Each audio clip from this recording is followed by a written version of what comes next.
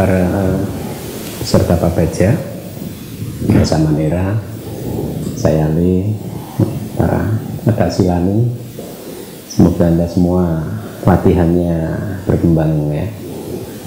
Hari ini hari yang kedua ya dari program Pabaja kita. Dalam program ini kita sedang berlatih Anapanasati ya. Tidak hanya nanti Anapanasati, tetapi kita akan mengamati juga sebenarnya keadaan batin kita ya. Nanti mungkin di hari ke-6, ke-7 kita akan beralih untuk mengamati keadaan batin. Nah, Buddha mengajarkan di berbagai tempat tentang teknik Anapanasati ya.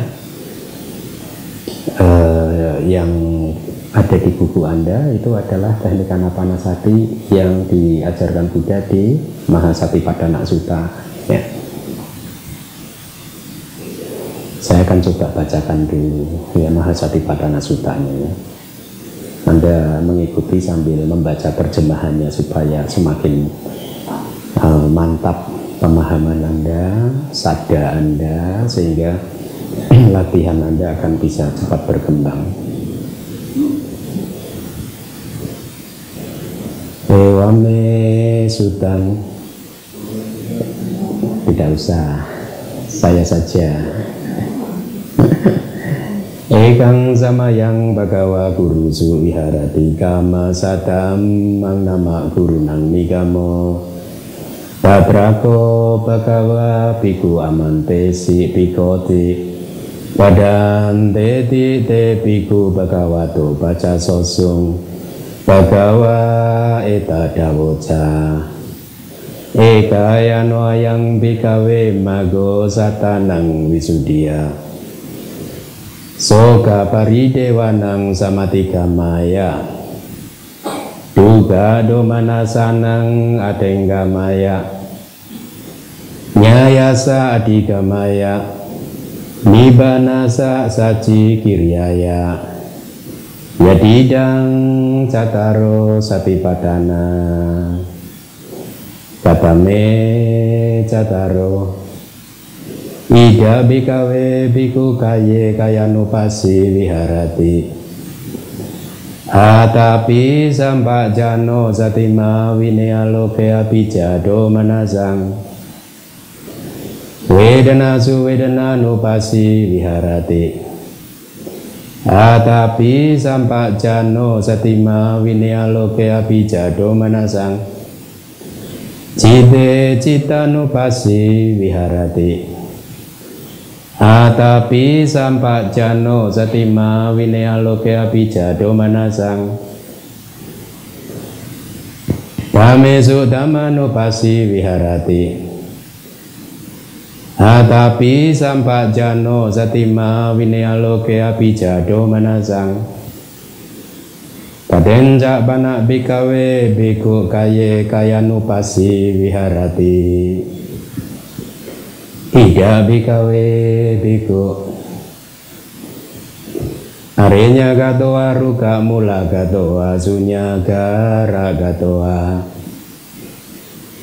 Misi dati palengkang abu jitwa Ujung kayang panidaya Parimukang sating upada petwa So satoa sasati satoa pasasati Digang wasa santo digang asasamiti bacanati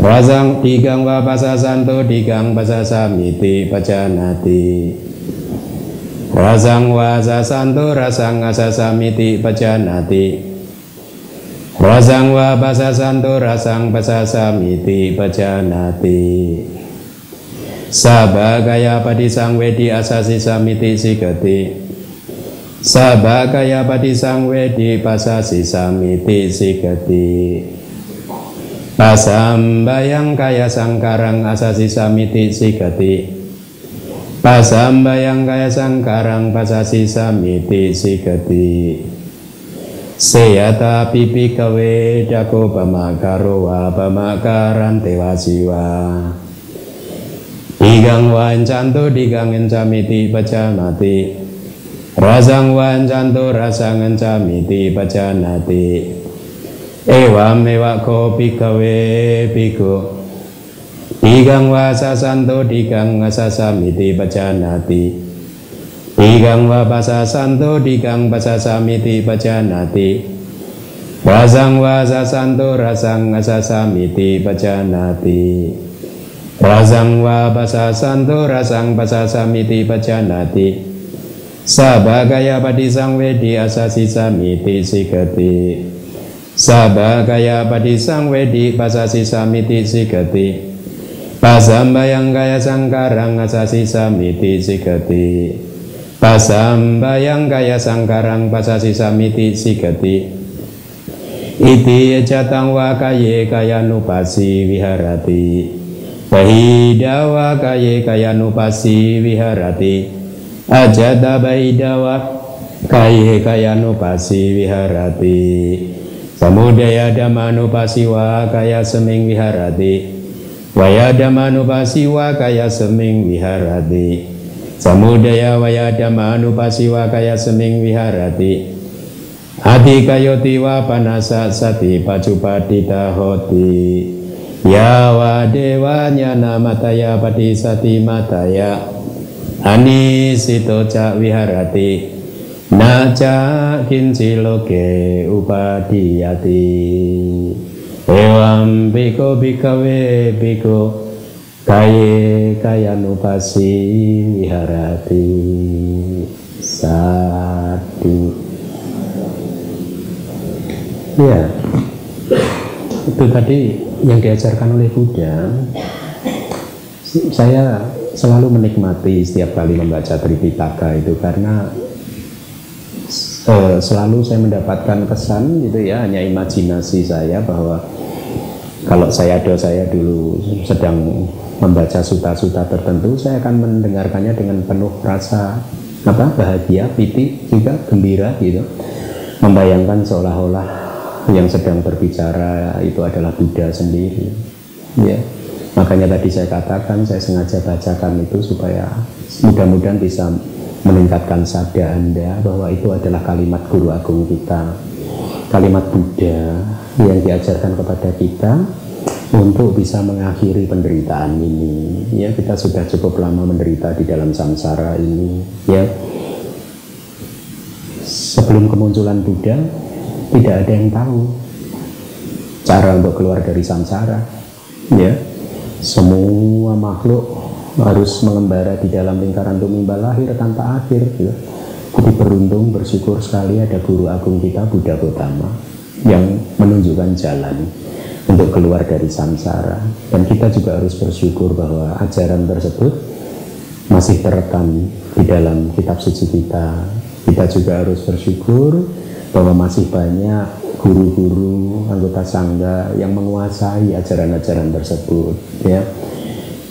Jadi jangan kita sia-siakan kehidupan yang sudah baik ini sebagai manusia ya. Anda harus terus berjuang untuk segera bisa keluar dari samsara.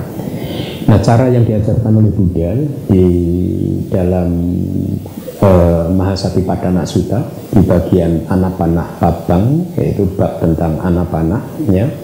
Anapanasati, nafas perhatian penuh terhadap nafas masuk dan nafas keluar ya. Sutta ini disebut Mahasatipadana Sutta. Jadi ceramah Buddha tentang Mahasatipadana. Maha itu besar, sati itu perhatian penuh atau mindfulness, padhana itu ada berbagai versi di dalam kitab komentar dijelaskan, tetapi ada dua versi yang saya suka. Yang pertama, padhana itu bisa bermakna seperti fondasi. Jadi Mahasatipadana itu artinya fondasi untuk sati. Nah, maha di sini merujuk kepada jenis sutanya yang termasuk panjang gitu. Jadi suta yang cukup panjang tentang Satipatthana, tentang fondasi untuk membangun, mengembangkan sati. Ya.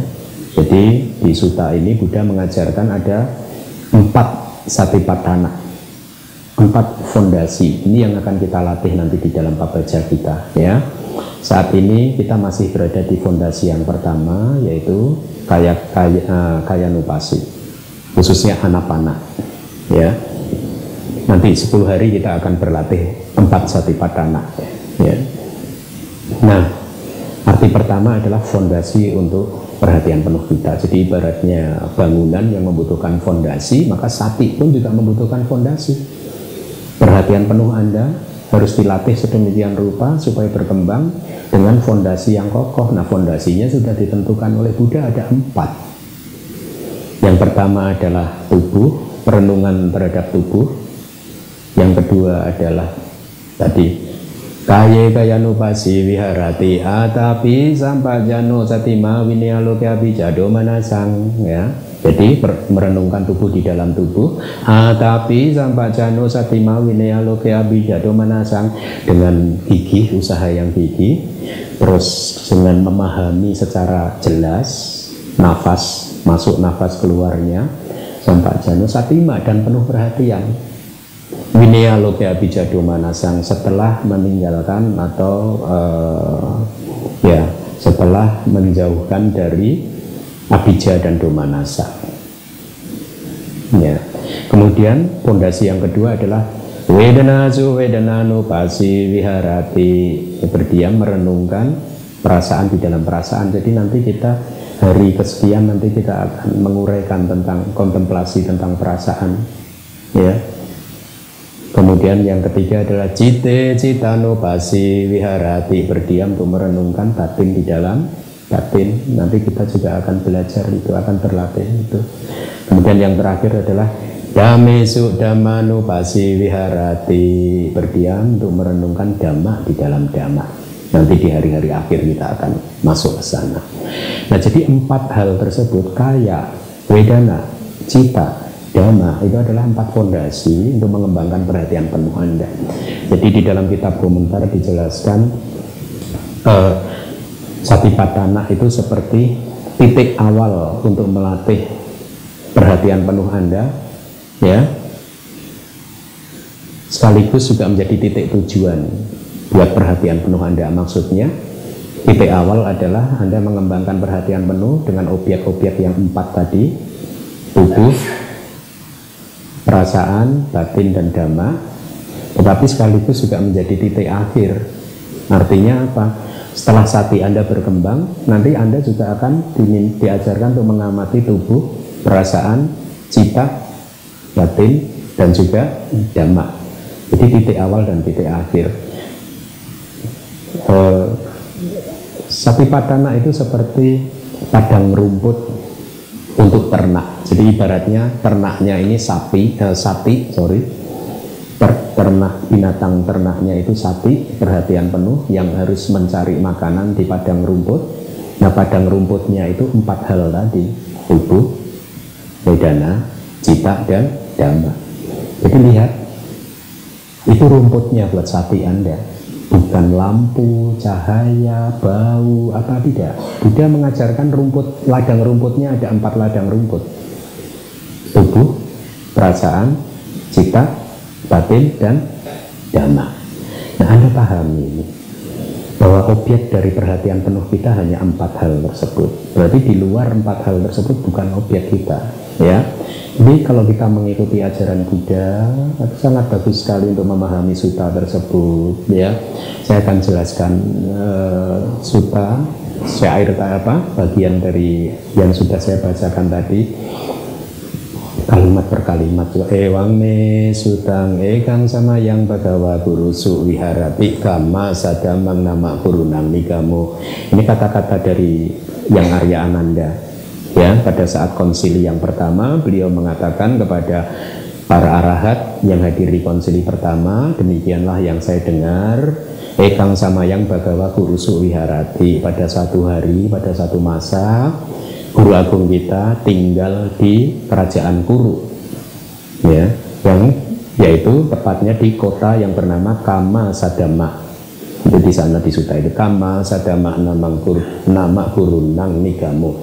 Jadi kota pasar yang bernama Kama Sadama di kerajaan Kuru, ya. Patrako Bagawa Biku Amantesi, di sana biku menyapa Bante atau Buddha menyapa para biku, bikawoti, bikawoti, para biku, ya. Pada anteti te biku Bhagavato baca sosu, kemudian para biku menjawab badanta, ya, begitu ya. Kemudian Bhagawa eta dawoca, kemudian sang guru agung berkata demikian, berkata seperti ini, gitu. Nah, ini kalimat dari Yang Arya Ananda, ya, yang memberikan informasi kepada para arahat di konsili yang pertama bahwa pada saat Buddha tinggal di negara Kuru, di kota yang bernama Kama Sadama, ya, Buddha mengajarkan Satipatthana, Maha Satipatthana. Nah, kenapa di kota Kuru diajarkannya? Ya, kenapa di kerajaan Kuru? Di dalam kitab komentar dijelaskan bahwa kerajaan Kuru itu kerajaan yang sangat makmur, sangat ideal, sangat maju, ya. Gemah ripah loh jinawi, gitu. Jadi sangat subur tanahnya, ya. Kemudian cuacanya juga sangat nyaman, tidak panas, tidak terlalu panas, tidak terlalu dingin. Budaya di negara kerajaan tersebut sudah sangat tinggi sekali, sudah sangat maju sekali, dan dijelaskan di dalam kitab komentar bahwa semua rakyat yang ada di kerajaan tersebut juga berlatih meditasi perhatian penuh, ya. Jadi dikatakan di kitab komentar kalau ada warga negara kerajaan Kuru, rakyat dari kerajaan Kuru itu bertemu, bertegur sapa, mereka akan saling menanyakan, kamu latihan meditasi satiknya, perhatian penuhnya, meditasinya seperti apa. Jadi saling bertukar pengalaman ya tentang meditasi. Sangat indah sekali ya mempunyai teman yang seperti itu, tinggal di wilayah yang semua sama-sama berlatih seperti itu, mempunyai komunitas seperti ini yang sama-sama berlatih, itu sangat bagus, saling menunjang, saling mendukung, ya. Nah, dengan kondisi spesifik yang ideal dan cukup bagus seperti itu, makanya Buddha mengajarkan sutta yang sangat penting ini di kerajaan tersebut, ya. Sengaja beliau memilih itu, gitu, karena rakyatnya sudah siap. Seringkali seperti itu, hubungan guru dan murid itu seperti itu. Guru bisa mengajarkan dhamma, itu juga tergantung muridnya. Kalau muridnya siap, guru pasti akan mengajar dengan baik. Kalau muridnya tidak siap, juga guru tidak bisa apa-apa. Nah, Bhagawa, guru agung kita menimbang-nimbang bahwa rakyat di kerajaan Kuru ini siap untuk diajarkan ajaran meditasi yang sangat dalam, yang sangat membebaskan, yang sangat mencerahkan. Bhagawa itadawoca, kemudian sang guru agung berkata ini demikian. Ekayano ayang pikawe mago satanang wisudia. Ekayano ayang pikawe, wahai para biku, inilah jalan tunggal, inilah jalan lurus, ya. Satanang wisudia, untuk kesucian makhluk, jalan untuk kesucian makhluk. Jadi yang Anda latih saat ini di dalam pabaja ini adalah latihan untuk membuat kita suci. Apa sih suci? Arti dari suci? Arti dari suci yaitu bebas dari kilesa, menghancurkan semua kekotoran batin kita, tidak lagi ada loba, dosa, moha. Itulah tujuan kita menjadi umat Buddha, ya, memurnikan batin supaya kilesa-kilesa ini tidak bisa tumbuh lagi di dalam batin kita. Nah, jalan untuk bisa menghancurkan kilesa-kilesa tersebut adalah dengan latihan Satipatthana ini. Kayano ayang pikawe mago sattanang wisudia. Ini manfaat yang pertama. Sattanang wisudia, untuk kesucian makhluk. Kemudian yang kedua apa? Soka paridewanang samatika maya, duga domanasanang adanggamaya, nyayasa adigamaya, nibanasa saji kiryaya, yadidang cataro satipatthana. Itu semua manfaat-manfaatnya. Kalau Anda latihan satipatthana, maka semua manfaat tersebut akan bisa kita capai. Bahkan di bagian akhir Di sutta tersebut, Buddha seperti memberikan janji, memberikan garansi. Kalau kita bisa berlatih Satipatthana selama 7 tahun, maka ada 2 hasil yang bisa kita harapkan, yaitu arahat. Tapi kalau masih ada kekotoran batin yang tersisa, maka kita akan mencapai tingkat kesucian anagami. Bukankah itu satu garansi yang cukup bagus? Kemudian Buddha mengatakan, ya kalaupun tidak 7 tahun, mungkin 6 tahun, 5 tahun, 4 tahun, 3 tahun, 2 tahun, 1 tahun, sampai 6 bulan. Ada 2 hasil yang bisa kita harapkan, sampai 7 hari. 2 hasil tersebut bisa kita harapkan, arahat, atau kalau masih ada kekotoran batin yang tersisa, anagami. Jadi sutta ini sangat penting. Oleh karena itu saya sengaja uraikan dengan detail kepada Anda supaya semata-mata boosting up your practice. Berkali-kali selalu saya menekankan, saya rela untuk sehari ceramah 3 kali pagi, siang, malam di hari-hari awal seperti ini, karena saya ingin mendorong Anda untuk mempercepat kemajuan Anda, ya. Jadi itu manfaat dari Satipatthana. Kemudian yang berikutnya itu kan tentang 4 ladang tadi kan, padang rumput untuk ternak yang disebut sati, ya. Jadi wilayah sati itu ada di situ, objeknya adalah kaya nopasi wiharati. Kalimat yang kedua semua ada di sini. Tapi sampak jano satima winaya lope abijado manasang. Itu penting sekali. Jadi itu senjata kita, modal kita untuk merenungkan tubuh di dalam tubuh, yaitu atapi, usaha yang gigih. Atapi seperti atapa, seperti api yang membakar. Kalau Anda berjuang dengan gigih, ibaratnya api, dia akan membakar segala sesuatu yang kering gitu, kertas, daun yang kering. Usaha gigih Anda akan membakar kilesa Anda. Ya, jadi pertama yang Anda butuhkan harus usaha yang gigih. Kalau Anda harus tidur hanya setelah makan siang hanya 1 jam, ya 1 jam. Setelah itu berusahalah yang gigih, karena cukup kok, 1 jam itu lebih dari cukup tidur di siang hari. Ya usahalah terus yang gigih, ya.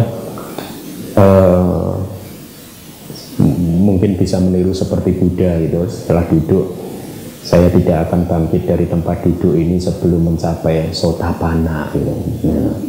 Meskipun darah dan daging mengering, hanya tinggal tulang dan urat gitu, saya tidak akan bangkit gitu. Boleh Anda mengucapkan adidana seperti itu gitu.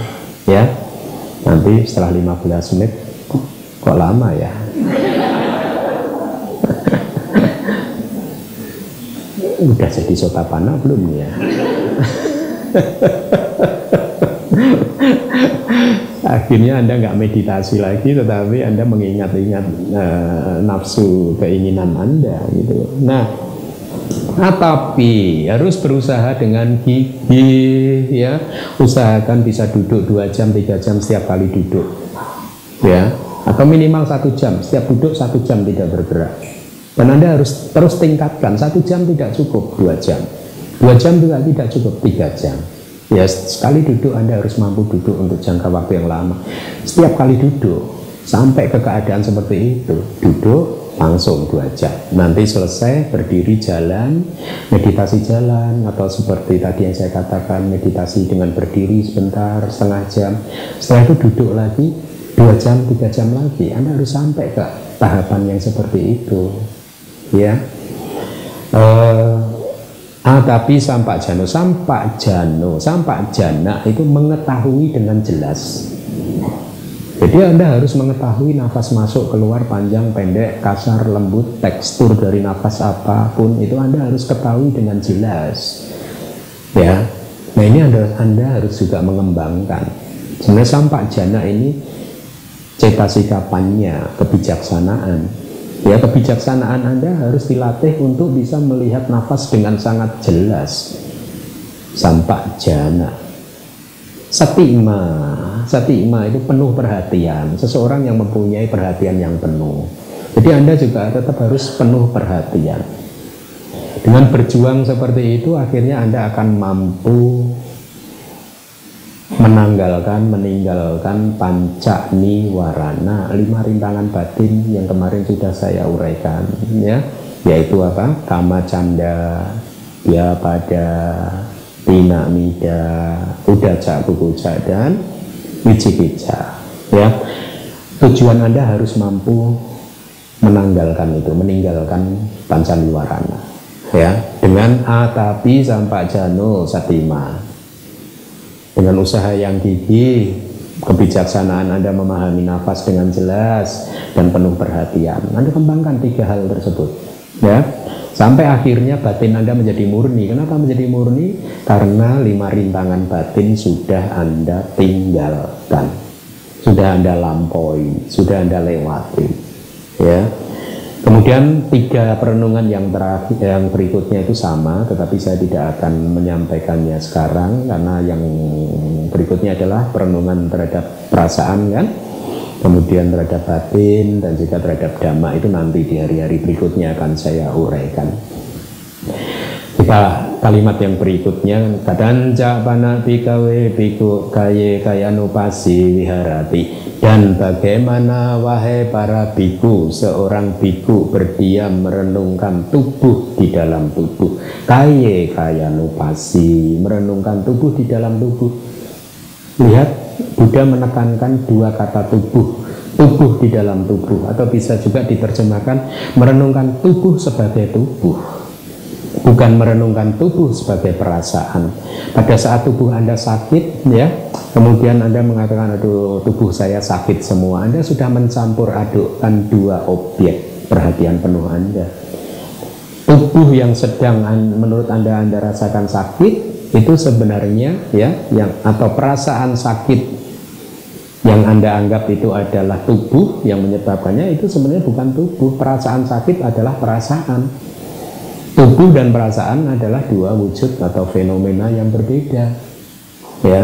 Jadi kalau Anda merasakan rasa sakit, itu artinya perasaan. Tubuh Anda ya seperti itu saja.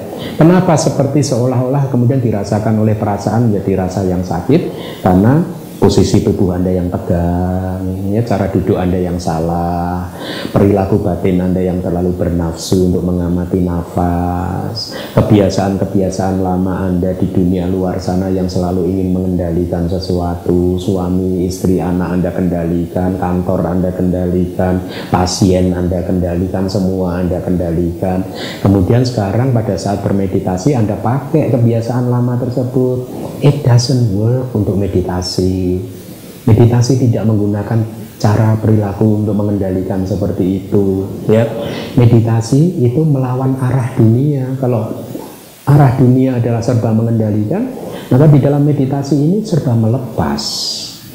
Makanya dari hari pertama saya selalu menekankan kepada Anda, lepaskan, kendorkan, relax, lepaskan.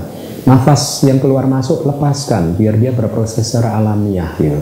Tubuh yang tegang kendorkan, ya, jangan dipaksa, karena pemaksaan itu, pemerkosaan itu adalah perilaku seperti controlling freak, ingin mengendalikan segala sesuatu, dan itu tidak beneficial, tidak bermanfaat untuk meditasi kita. Jadi Anda harus mengembangkan perilaku batin yang benar-benar melepas apapun, lepaskan, kendorkan, relax, ya.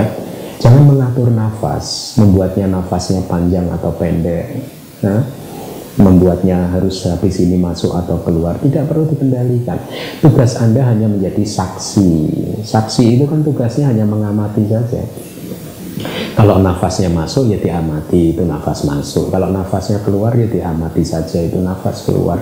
Kalau panjang ya diamati, itu panjang. Kalau pendek pun juga harus diamati, itu pendek, ya. Jadi kadancak panabikawe biku kaye kayanu pasi wiharati, merenungkan tubuh di dalam tubuh. Jadi ada 2 kata tubuh di sana, ya. Itu dimaksudkan di dalam kitab komentar dijelaskan untuk menentukan objek dari sati tadi. Objek kita adalah tubuh, bukan perasaan. Jadi kalau saat ini tubuh Anda merasakan rasa sakit, perasaan sakit bukan objek Anda. Paham? Objek Anda adalah tubuh, dalam hal ini nafas. Karena nafas adalah dimasukkan di dalam bab tentang perenungan tentang tubuh, anapanah, ya, nafas masuk dan keluar dimasukkan dalam perenungan, bagian perenungan tubuh gitu. Nah, tetapi Buddha juga mengatakan nanti di kalimat berikutnya ada kaya sangkara, formasi-formasi tubuh. Jadi itu artinya nafas yang berkaitan juga dengan tubuh. Makanya Anda harus melihat kedua-duanya, tubuh dan nafas. Tidak perasaan sakitnya, tidak perasaan nyamannya, tidak apapun, tapi tubuh yang Anda lihat, nafas yang Anda lihat. Oleh karena itu ditekankan oleh Buddha dengan menggunakan dua kali kata tubuhnya. Kaye kaya nupasi wiharati, ya, berdiam merenungkan tubuh di dalam tubuh atau tubuh sebagai tubuh.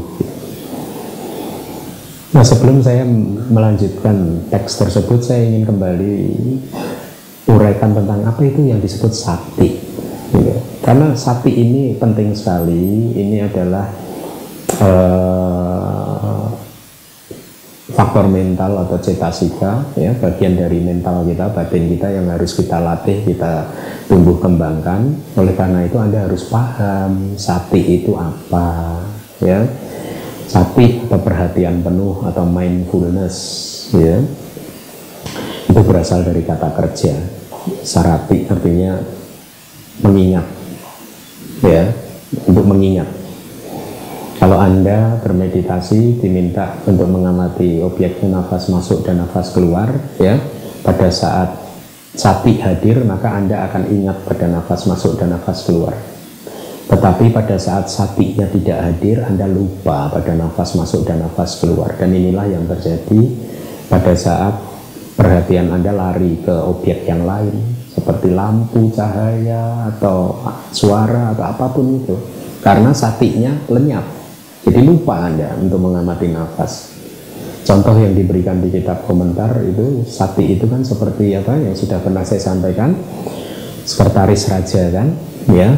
Raja itu karena beliau ini mempunyai kekuasaan dan kekayaan, kehidupan sehari-harinya itu terjebak pada kenikmatan, untuk menikmati, mencari kepuasan-kepuasan melalui objek-objek panca indera kan, ya, melihat tarian, mendengarkan nyanyian, gitu, pesta ini, pesta itu. Jadi raja ini kehidupan sehari-harinya benar-benar terjebak dalam kepuasan-kepuasan indriawi, ya, sampai kemudian sekretarisnya datang mengingatkan bahwa, hei raja, kamu mempunyai harta benda yang sangat berharga loh, ya, katakanlah kamu mempunyai gajah, Anda mempunyai gajah, Anda mempunyai kuda loh raja, gitu. Nah, itu tugasnya sati.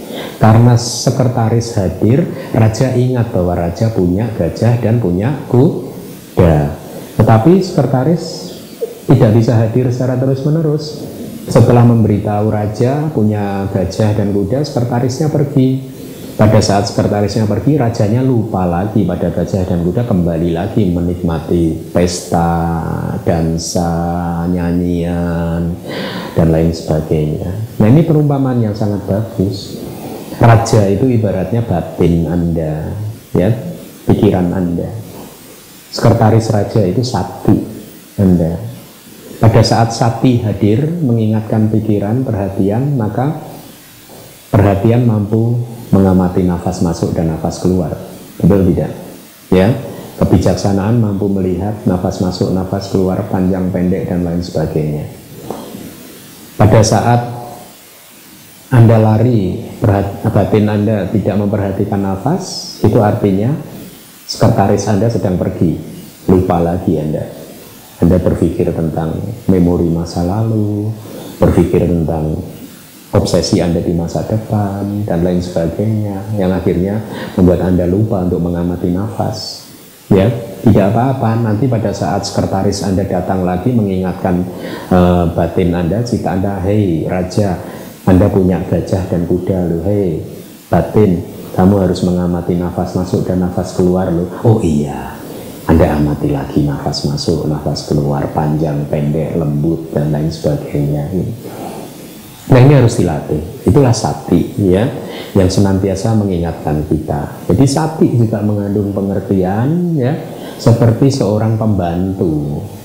Seorang pembantu yang harus diusahakan senantiasa hadir setiap saat di samping tuannya. Pembantu ini tugasnya mengingatkan, ya. Jadi sapi kita harus kita kembangkan, kita latih, ya, supaya setiap saat bisa senantiasa hadir, ya, untuk mengamati nafas masuk dan nafas keluar. Lalu bagaimana Bante kalau saya lupa mengamati nafas masuk dan nafas keluar, pikiran melayang ke masa lalu? Kalau Anda sadar bahwa pada saat itu pikiran Anda sedang jalan-jalan ke masa lalu, berarti ada sati di sana. Tetapi kalau pikiran berjalan-jalan ke masa lalu dan terseret oleh memori-memori masa lalu dan Anda tidak menyadarinya, maka pada saat itu tidak ada sati. Pada saat sati atau sekretarisnya hadir, Anda tiba-tiba akan sadar, ini pengalaman masa lalu.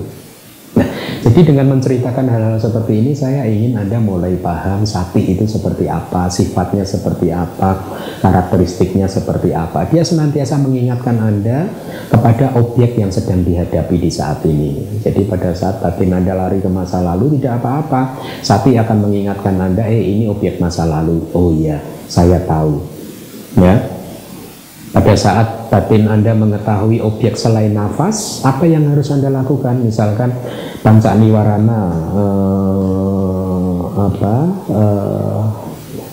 mencengkeram batin Anda, ya, batin Anda dikuasai oleh panca niwarana. Apa yang harus Anda lakukan? Hadirkan sati untuk mengingat, ini kama canda, ini biapada, ini pikiran-pikiran jahat. Ini kemalasan dan kantuk. Ini kegelisahan dan penyesalan. Ini keraguan-raguan. Ini kemarahan. Ini nafsu keinginan. Jadi sati hanya mengingatkan batin Anda untuk mendeteksi apa objek tersebut. Ya, seperti yang sudah saya sampaikan, Anda ingat Bodhisatta pada saat digoda oleh Mara, apa yang beliau lakukan? Apakah maraknya dihajar pakai kesaktiannya Bodhisatta? Tidak. Apakah dipukulin maraknya supaya tidak bisa bangun lagi? Tidak. Bodhisatta pada saat melihat marak, dia tetap tenang, seimbang, gitu, tetap fokus pada objek meditasinya, tetapi beliau mengatakan di dalam hatinya, janami kotahang papima. Ya, saya tahu kamu papima, saya tahu kamu marak, ya. Jadi kalau pikiran Anda, perhatian Anda keluar dari nafas, Anda jangan panik, ya.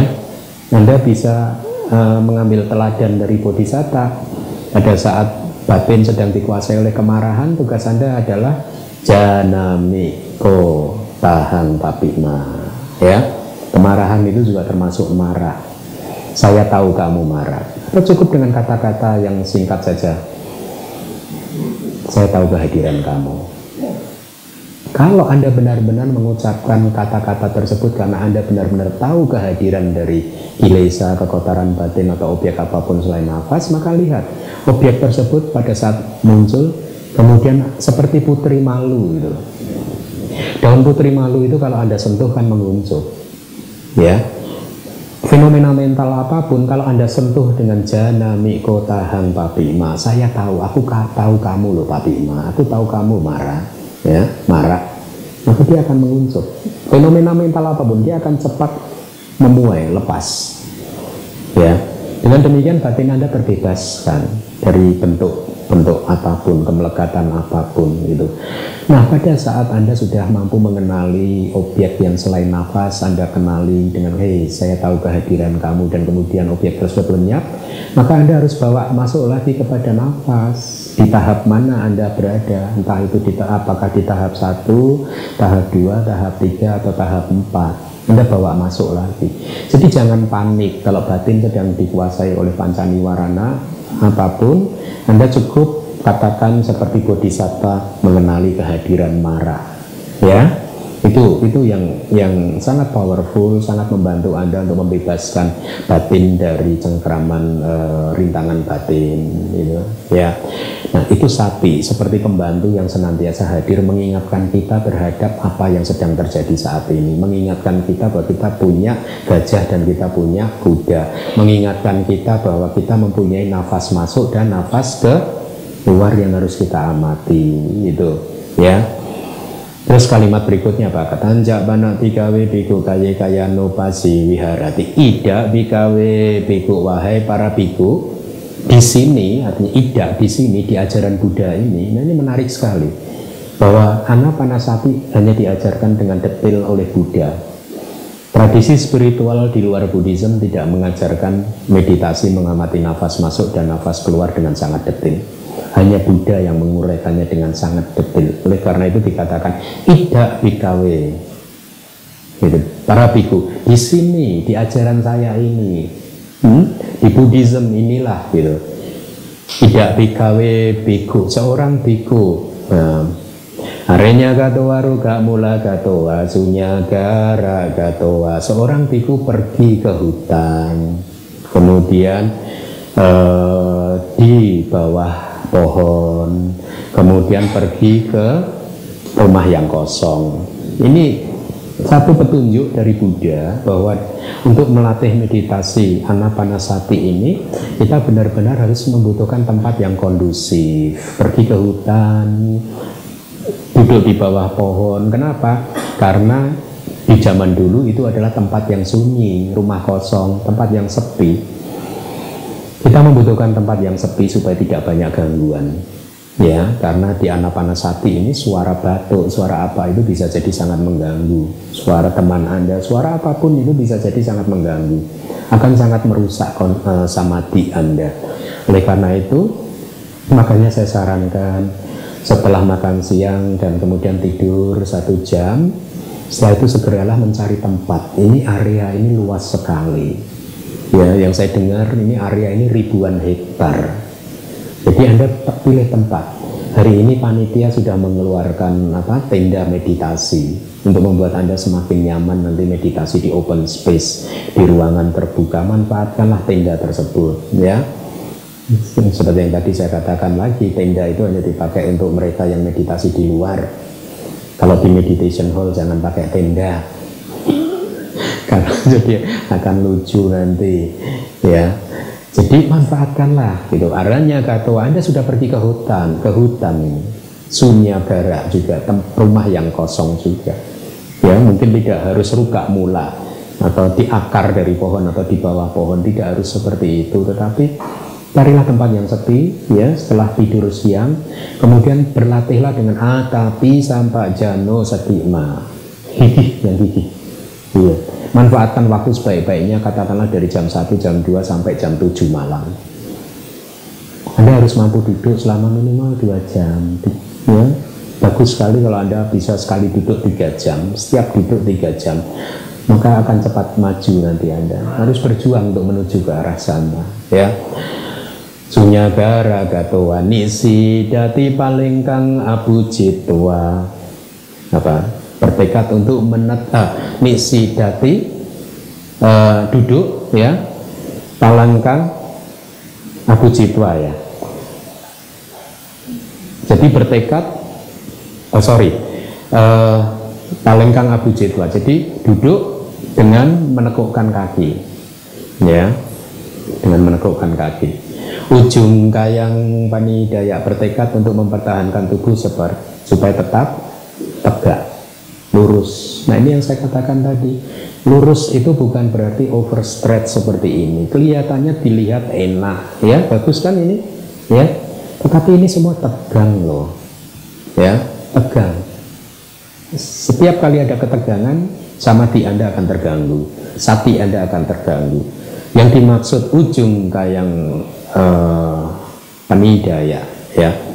Jadi ujung kayak tubuhnya lurus, itu lurus biasa saja ini, ya. Duduk dengan nyaman sekali sehingga bagian tubuh Anda yang atas, dari pinggang ke atas, itu benar-benar bersandar ke bagian tubuh Anda yang bawah. Anda harus bisa merasakan tidak ada ketegangan apapun dari pinggang ke atas, karena pinggang ke atas sudah ditopang oleh tubuh bagian bawah.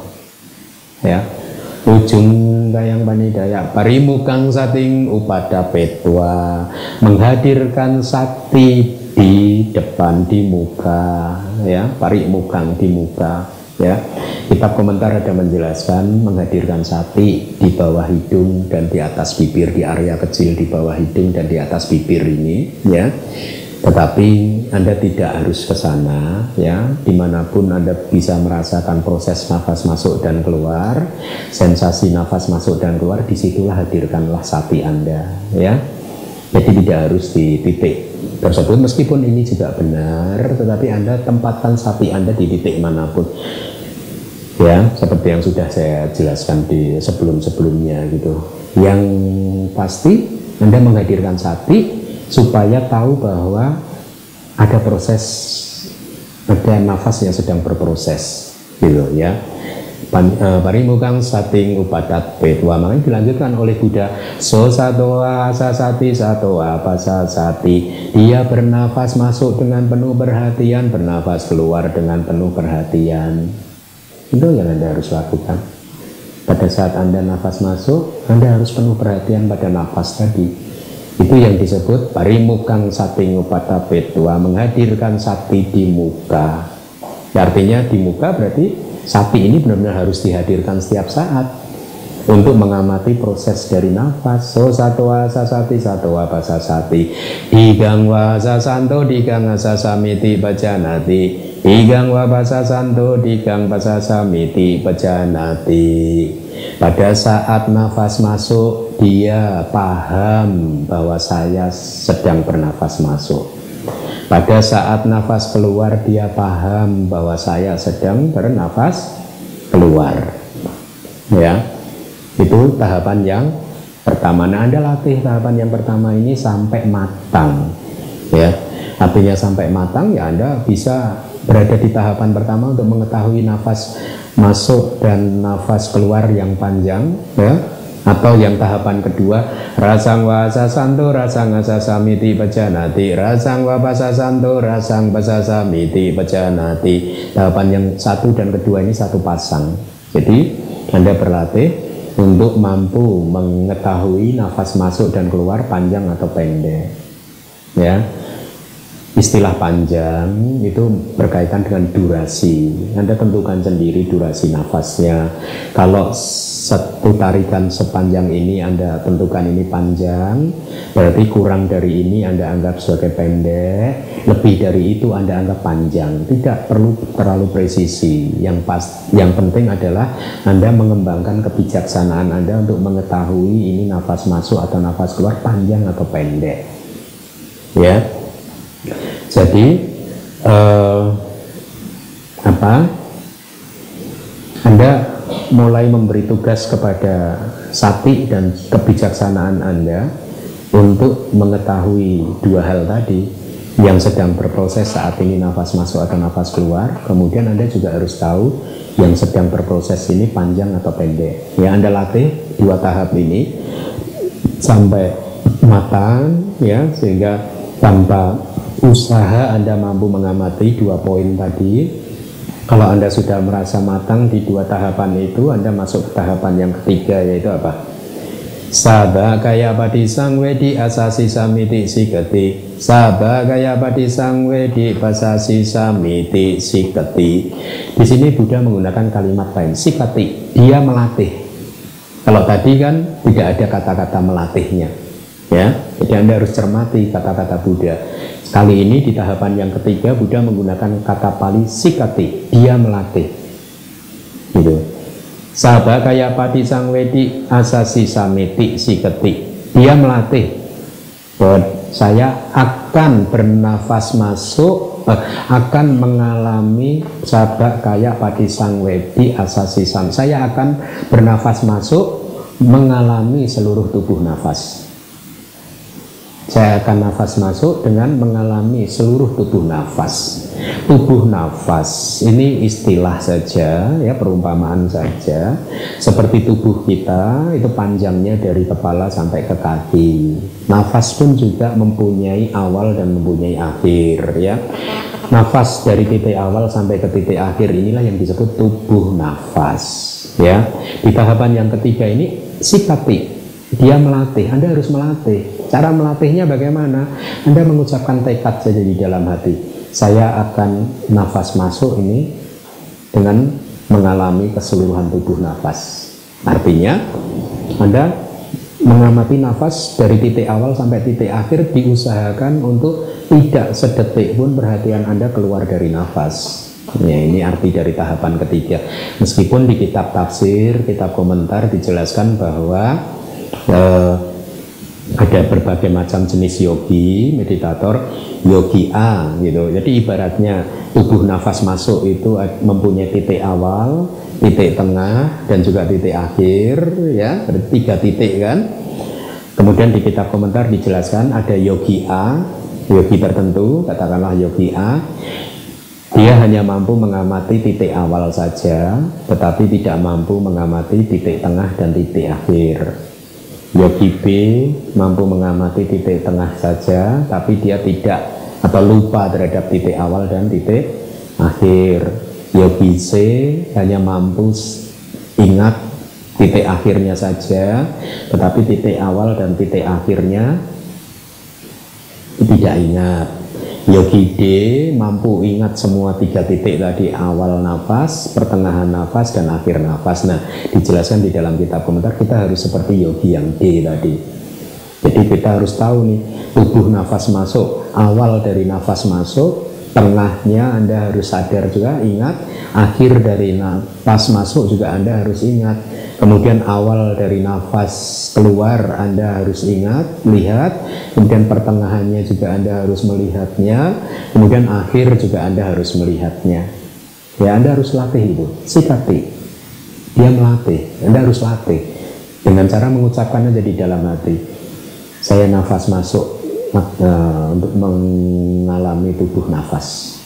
Ya, terus Anda kembangkan sati Anda supaya makin kokoh, kebijaksanaan Anda juga semakin kokoh sehingga mampu mengamati 3 titik tadi. Ada banyak teknik seperti misalkan 12 titik yang sudah pernah saya sampaikan, ya. Meskipun ini bisa jadi sangat mengganggu karena pikiran Anda jadi aktif bergerak kan, ya. Setiap pergerakan pikiran itu akan sangat membahayakan latihan Anda karena pikiran yang bergerak akan membuat botol dan airnya berguncang. Ya, ini perumpamaan untuk tubuh, nafas, dan pikiran kita, ya. Setiap kali ada goncangan, maka tujuan kita menjadi semakin jauh karena tujuan dari latihan ini adalah mencapai keadaan yang tenang, diam. Botolnya diam, airnya diam. Ya, jadi ini adalah keadaan yang akan kita capai, harus kita capai. Oleh karena itu setiap pergerakan pikiran dengan menggunakan teknik misalkan 12 titik tadi, yaitu mengetahui awal dari nafas masuk, 1/4 dari nafas masuk, setengah, 3/4, 1 dari akhir dari nafas masuk, kemudian sebelum nafas keluar ada jeda Anda amati, kemudian awal dari nafas keluar 1/4 dan seterusnya. Itu bisa sangat membantu tetapi juga bisa sangat mengganggu karena akan membuat pikiran Anda bergerak dengan sangat cepat, ya. Oleh karena itu Anda harus dengan penuh kebijaksanaan melihat segala sesuatunya. Apabila tubuh Anda berguncang, maka Anda harus menguranginya, ya. Kalau nafas Anda membuatkan tubuh Anda berguncang, maka Anda harus kembali membuatnya lembut, ya. Nah, itu tahapan yang ketiga, ya. Kemudian yang keempat apa? Pasambayang kaya sangkarang asasi samiti sikati. Pasambayang kaya sangkarang pasasi samiti sikati. Buddha juga menggunakan kata sikati lagi. Dia melatih untuk melembutkan kaya sangkarang, formasi-formasi tubuh, dalam arti melembutkan nafas dan juga melembutkan tubuh, ya. Jadi pada saat Anda bernafas, Anda harus bertekad untuk melembutkan nafas, dan pada saat yang bersamaan juga melembutkan tubuh, membuat tubuh menjadi kendor, rileks gitu. Ya, jangan tegang, karena setiap ketegangan akan mengganggu konsentrasi Anda. Jadi itu latihannya Anapanasati, ya. Kemudian bagian yang berikutnya apa di sana? Iti ejatang wa kaya nupasi wiharati, benar? Hah? Hah? Oh saya tapi pikawe dako bama karowa bama karam tewasiwa gitu ya. Seperti halnya wahai para biku, seorang ahli dan para muridnya, ahli dalam melakukan tikungan, belokan ya. Digang wa ancanto digang ancamiti pajanati, pada saat belok panjang dia tahu dia sedang belok panjang. Rasang wa ancanto rasang ancamiti pajanati, pada saat belok pendek melakukan belokan pendek, putaran pendek, itu dia tahu bahwa dia sedang melakukan putaran pendek gitu. Itu hanya perumpamaan yang dipakai oleh Buddha gitu. Oleh Buddha ya. Ewam ewa ko bikawe biku ya, demikian pula wahai para biku. Digang wa sasanto digang asasamiti pajanati ya. Digang wa pasasanto digang pasasamiti pajanati. Rasang wa sasanto rasang asasamiti pajanati. Rasang wa pasasanto rasang pasasamiti pajanati. Demikian juga biku ya. Seorang biku mengerti ya, digang wa asasanto digang, pada saat dia bernafas masuk panjang dia tahu bahwa saya sedang bernafas masuk panjang. Pada saat bernafas keluar, nafas keluar panjang, dia tahu bahwa dia sedang bernafas keluar panjang. Pada saat nafas masuk pendek, dia tahu bahwa dia sedang bernafas masuk pendek. Pada saat nafas keluar pendek, dia tahu bahwa dia sedang nafas keluar pendek. Jadi lihatlah, instruksinya sebenarnya kan sangat jelas, sangat sederhana ya. Tetapi batin kita yang tidak terlatih ini akan membuat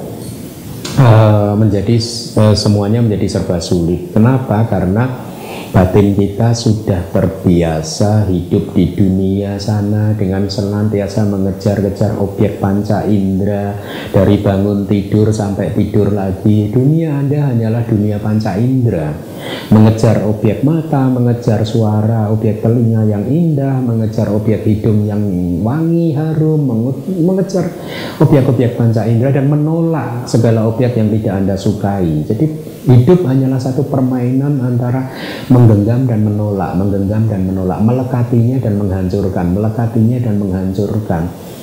Oleh karena itu pada saat Anda diminta untuk berlatih Anapanasati seperti ini ya, berada di tempat sepi di mana Anda putus hubungan dengan dunia luar, tidak ada HP, tidak ada percakapan dengan suami, istri, anak, sama sekali dilarang ya. Kemudian makan juga cuma 2 kali, biasanya malam makan, ini nggak boleh nonton TV. Pada saat batin ini berada di lingkungan yang baru, batin berontak, tidak siap, karena sudah sejak awal dari samsara batin kita ini terbiasa dengan dunia ini, dengan objek-objek panca indera ini. Inilah mengapa pada awal latihan Anda seperti ikan yang menggelepar-gelepar, ya tidak? Ya, seperti ikan kan? Tadinya hidupnya di danau yang jernih, tiba-tiba ikannya dikeluarkan dari danau dan diletakkan di daratan. Dia berontak, dia menggelepar-gelepar. Nah, itulah kondisi batin mereka yang belum terlatih. Pada saat diputus hubungan dengan dunia luar, dengan objek panca indera, batinnya akan berontak, menggelepar-gelepar ya. Nah, sadari keadaan batin yang seperti itu, karena itu adalah keadaan batin yang normal-normal saja, wajar-wajar saja, tidak apa-apa, karena batin belum terbiasa. Ibaratnya kerbau itu masih liar, batin Anda itu ya, kerbonya masih lari ke sana sini, nggak apa-apa. Sekarang diikat kerbonya, batin pikiran Anda diikat dengan sati, kemudian talinya diikat ke tiang ya. Kerbau yang liar yang diikat ke tiang ini, dia mau berontak, mau lari kemana-mana, dia paling hanya muterin tiang ini saja kan ya, dia akan berontak tapi semakin dia berontak juga semakin dia akan kesakitan sendiri, ketarik talinya. Pada saat dia sudah sadar bahwa dia tidak bisa lolos dari tiang ini, akhirnya dia menyerah, kerbaunya tunduk kan. Nah, sapi Anda juga begitu, pikiran Anda juga begitu. Seperti kerbau yang liar, lari ke sini, lari ke sana, lari ke sini, lari ke sana, tidak apa-apa. Diikatlah ke nafas. Nafas ini adalah tiangnya yang mengikat kerbau pikiran Anda. Lari keluar, lari ke sana kemari tidak apa-apa, tapi dia kembali lagi ke tiang, ke nafas. Ya, kalau Anda melatih ini secara terus-menerus, terus mengamati nafas, nanti pada satu saat batin pikiran Anda akan kecapean dalam tanda kutip, kemudian menyerah dan semuanya menjadi indah. Ya, jadi perlu usaha yang gigih. Ya. Kemudian yang berikutnya itu hanya mengulangi saja, yaitu mengalami tubuh nafas dan melembutkan gitu. Nah, bagian yang berikutnya ini sebenarnya tentang vipassana ya. Iti ijatang wa kaye kayanupasi viharati, ya. Dia berdiam merenungkan tubuh di dalam tubuh secara internal. Secara internal artinya apa? Merenungkan tubuh di dalam tubuh atau merenungkan nafas kita secara internal. Tetapi Buddha juga mengajarkan kepada kita nanti, sebenarnya ini Anda belum sampai ke tahapan itu kan, ya, tapi nanti kita akan berlatih itu.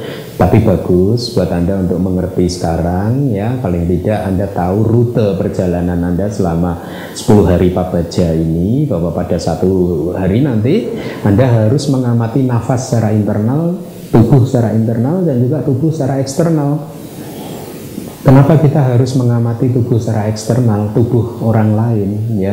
Tujuannya supaya tidak atau papanca. Kita mengenal istilah papanca, proliferation, jadi perkembangbiakan batin yang akan memperpanjang eksistensi kita di dalam sangsara, yaitu 3 papanca, yaitu nafsu keinginan kita, kesombongan kita, dan juga tanha mana didik, pandangan salah. Nafsu keinginan, kesombongan, dan pandangan salah. 3 hal ini yang memperpanjang eksistensi kita di samsara, yang membuat kita terlahir lagi. Nah, dengan merenungkan tubuh eksternal akan bisa mengeliminasi papanca. Kalau Anda sudah memahami tubuh Anda sendiri, kemudian Anda merenungkan tubuh suami Anda, tubuh istri Anda yang pada hakikatnya adalah sama dengan tubuh Anda yang terdiri dari 4 elemen, terdiri dari kotoran-kotoran yang menjijikkan sama, maka papanca bisa diputus, ya. Nafsu kemelekatan Anda bisa dihilangkan, kesombongan Anda terhadap ini loh suami saya, ini loh istri Anda, bukan istri saya. Saya nggak punya.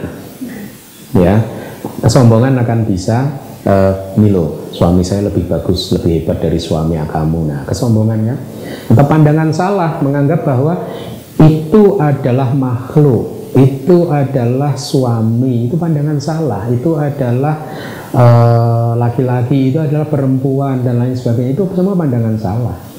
Jadi kalau Anda merenungkan nafas secara eksternal, tubuh secara eksternal, Anda hanya memahami itu hanyalah tubuh yang terdiri dari 4 elemen, Patawi, Apo, Tejo, Wayo, tanah, air, api, dan angin. Bukan makhluk, bukan siapapun, ya, bukan laki-laki, bukan perempuan, hanyalah elemen. Suami Anda juga terdiri dari elemen-elemen, seperti halnya tubuh Anda yang juga terdiri dari 4 elemen tadi. Seperti bagaimana Anda memahami nafas Anda, maka nafas suami Anda ya seperti itu, hanyalah satu proses yang muncul dan lenyap. Iti ejatang wa kaye kayanupasi viharati bahida wa kaye kayanupasi viharati ajata bahida wa kaye kayanupasi viharati. Merenungkan tubuh di dalam tubuh atau tubuh sebagai tubuh secara internal, secara eksternal, kemudian secara internal dan eksternal. Kita nanti akan mencoba untuk berlatih hal-hal seperti ini, ya. Supaya apa? Supaya papanca bisa tereliminasi, supaya kemelekatan kita terhadap dunia luar bisa berkurang, kesombongan kita bisa berkurang, pandangan salah kita juga bisa berkurang, sehingga semua akhirnya nanti bisa lenyap, hancur, dan tidak pernah muncul lagi, ya. Nah, kemudian Kemudian bagian yang berikutnya adalah kembali samudaya damanupasiwa kaya seming wiharati. Dia berdiam merenungkan kemunculan dhamma ya di dalam tubuh gitu. Ya. Jadi dia berdiam merenungkan kemunculan dhamma di dalam tubuh. Itu artinya apa? Anda mulai melihat hubungan sebab dan akibat. Pada saat nafas ini masuk ya, apa yang menyebabkan nafas ini berproses? Ya. Nanti Anda akan melihat bahwa nafas ini bukanlah proses yang independen. Nafas ini adalah proses yang bergantung kepada sebab. Karena ada sebab, maka ada nafas masuk dan nafas keluar. Nah, sebabnya apa itu yang harus Anda temukan. Ya, kalau di dalam kitab tafsir dijelaskan ada 3 sebabnya. Karena ada lubang hidung, ada tubuh, khususnya perut yang mengembang mengempis, dan juga ada batin. Karena ada 3 ini, maka nafas berproses. Jadi nafas ini adalah proses yang bergantung kepada sesuatu. Ya. Kalau sebabnya ada, efeknya ada. Ima seming sati idang hoti. Karena ada ini, maka itu ada. Karena ada lubang hidung, tubuh dan juga batin, maka ada nafas. Imas seming aksati idang nakhoti. Kalau ini tidak ada, idang juga nakhoti. Ini juga tidak ada. Kalau ketiga hal tadi tidak ada, maka nafas juga tidak ada. Jadi pada saat Anda melihat sebab kemunculan dari nafas, Anda akan juga memahami, oh samudaya damanupasiwa kaya seming wiharati. Anda akan memahami kemunculan dhamma di dalam tubuh. Nafas muncul karena ada sebab. Ya. Kemudian waya damanupasiwa kaya seming wiharati. Sama. Sekarang Anda merenungkan lenyapnya nafas. Ya, tapi ini di tahapan yang berikutnya kan, lenyapnya nafas. Kemudian yang berikutnya samudaya waya damanupasiwa kaya seming wiharati. Saat ini adalah merenungkan muncul dan lenyapnya nafas. Ya. Nah, yang berikutnya menarik nih. Ati kayoti wapanasa satipat jupati tahoti. Benar ya? Ati kayo. Pada saat ada nafas, Anda hanya paham, oh ada nafas. Ya. Bukan hanya nafas, bukan makhluk, bukan aku, bukan milikku, bukan diriku, bukan laki-laki, bukan perempuan, bukan siapa-siapa, hanya nafas. Jadi persepsi Anda tentang makhluk, tentang aku, tentang ego hancur. Ya. Apa yang membedakan orang luar sana yang tidak bermeditasi dan Anda yang bermeditasi? Orang di luar sana yang tidak bermeditasi juga tahu bahwa dia sedang bernafas masuk dan dia sedang nafas keluar. Dia juga tahu kalau nafas masuk panjang atau pendek, nafas keluar panjang atau pendek. Tetapi karena dia tidak bermeditasi, pemahaman dia, pengetahuan dia tentang nafas masuk keluar panjang pendek tidak menghancurkan pemahaman tentang adanya makhluk. Juga tidak menghancurkan persepsi tentang adanya aku atau diri. Tetapi Anda yang bermeditasi, memahami nafas masuk dan keluar panjang atau pendek, bertujuan untuk menghancurkan pemahaman bahwa ini adalah makhluk. Tidak, ini hanyalah nafas biasa saja. Ya, kemudian juga harus menghancurkan persepsi tentang adanya diri yang mengendalikan nafas, roh yang mengendalikan nafas, ya, wujud yang solid, yang kekal, yang mengendalikan proses nafas masuk dan proses nafas keluar. Itu semua adalah persepsi yang salah, ya. Itu adalah sanya wipalasa, halusinasi dari persepsi yang menganggap ada Anda yang mengendalikan nafas masuk, mengendalikan nafas keluar. Bukan, tidak ada siapa-siapa. Ini hanyalah proses alamiah karena ada 3 hal tadi. Ada lubang hidung, ada tubuh, perut, dan juga pikiran, batin. Ya. Nah, ini yang membedakan pemahaman kita dengan pemahaman orang di luar sana yang tidak bermeditasi. Ya, mereka yang tidak bermeditasi tahu bahwa ini adalah nafas masuk dan nafas keluar, tetapi pengetahuan mereka tidak menghancurkan pengetahuan tentang bahwa sesungguhnya tidak ada makhluk. Juga tidak menghancurkan persepsi bahwa sesungguhnya tidak ada roh, tidak ada diri yang mengendalikan nafas masuk dan nafas keluar. Adi kayoti wapanasa sati paju padita hoti. Oh, ada tubuh, oh, ada nafas, ya, yang bermanfaat untuk mengembangkan sati dan panya, ya.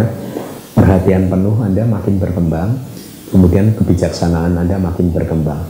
Jadi pengetahuan tentang hanya ada nafas, hanya ada tubuh, itu hanya untuk mengembangkan sati dan juga panya, perhatian penuh dan juga kebijaksanaan. Ya wadewanya namataya padisati mataya, ya, hanya untuk pengetahuan dan juga perhatian penuh, kan, bukan untuk yang lain-lain. Hanis itu cak wiharati, dia berdiam independen, tidak bergantung, ya. Di dalam kitab komentar dijelaskan ini muncul pada saat Anda mencapai tingkat kesucian kearahatan. Anda akan tidak bergantung lagi. Naja kinci loge upadiyati, ya, tidak bergantung apapun, ya, kepada tidak bergantung. Naja kinci loge upadiyati, tidak melekat kepada apapun di dunia ini, tidak menggenggam kepada apapun di dunia ini. Ini tujuan meditasi kita. Kalau kita mencapai tingkat kesucian arahat, maka genggaman kita semua lepas. Makanya saat ini pada saat berlatih anapanasati, Anda sudah mulai pelan-pelan berlatih untuk melepas. Nafas dilepas, ketegangan di tubuh dilepas, ya. Panjang pendek nafas, kasar lembut dilepas. Lepaskan, biarkan mereka berproses dengan sendirinya. Najak kinciloke upadiyati ewang biko bikawe biko kaye kaya nupasi wiharati. Demikianlah juga wahai para biku, seorang biku berdiam merenungkan tubuh di dalam tubuh. Jadi ini adalah fondasi yang pertama, ya. Saya uraikan, saya ulangi lagi semata-mata supaya pemahaman Anda menjadi makin kuat, sehingga akan membantu latihan Anda semakin kokoh, ya, mumpung masih hari kedua. Besok hari ketiga Anda harus makin maju lagi, ya. Ingat-ingat kata-kata saya dari pengalaman saya mengajar. Biasanya mulai hari keempat, hari kelima Anda sudah memetik panen buah dari latihan Anda, ya. Jadi teruslah bersemangat, berlatih dengan tekun, ya, manfaatkan waktu yang ada.